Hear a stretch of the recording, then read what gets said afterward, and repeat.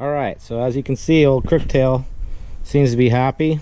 Got some food out the deal and took care of the hard part of the work for us, because there's no way I was gonna eat that stuff. So yeah, say that's probably the hardest part of the job, drinking that stuff down. So here we go, we got our basic cat can. You can see, put it in the light here. And then we need our very high-tech tool, standard hole punch. So let's see if I can set this down here. There you go. Slide right down to this end of the table where you can see me do this. Take your cat can,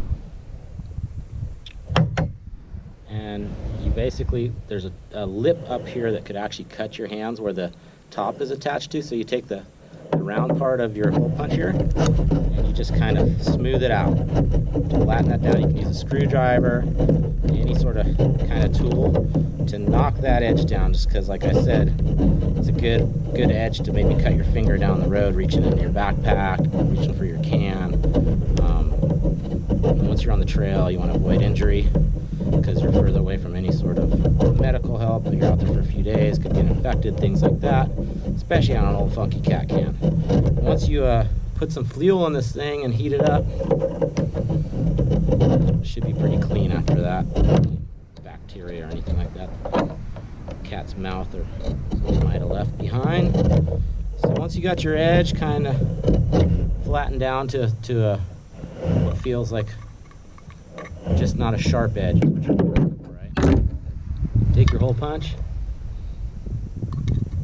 right over the top of it, about halfway down, and start going around it, punching holes. You want to give them enough room that you're not making the metal so thin that it's going to break.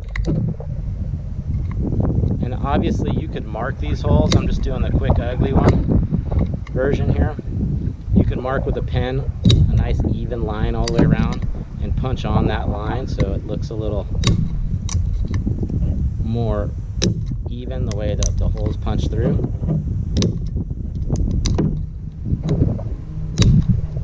Now remember, the fuel you use, if you're putting holes in here,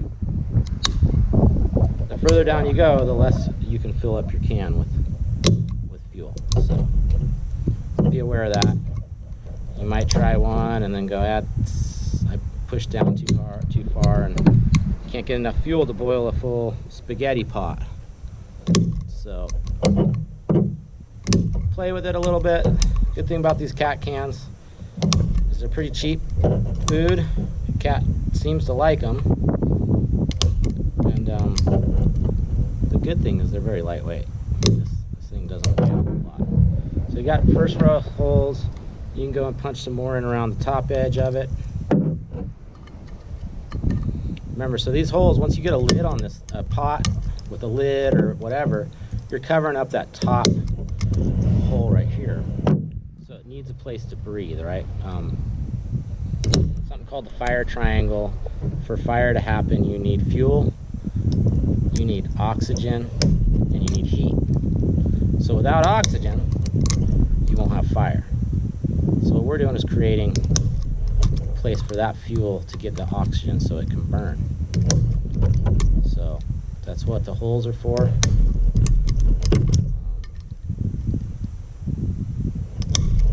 This hole punch, it's kind of a little bit of a, you know, you gotta have pretty strong hands. It's probably not the best hole punch in the world. This is the kind I got like at the grocery store or something like that. I can't remember.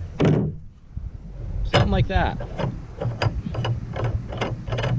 So now I'm gonna I have to go down to my shop where I have some fuel, and we'll put some fuel in this thing. Probably have to put some fuel in it, and then we'll fire it up and show you how we can boil water with this thing.